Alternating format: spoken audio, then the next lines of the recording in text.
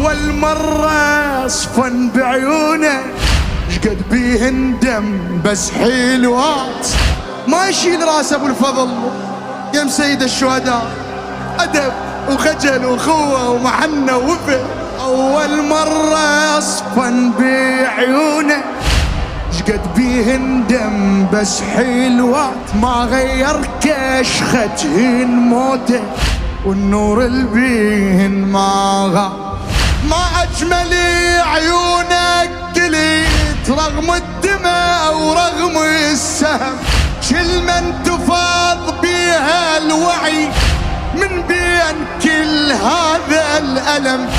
باقي بجمالك من متيت وجفونك المتروس هدم. الموت شو ما غيرك يا الغيرت وجه الخيال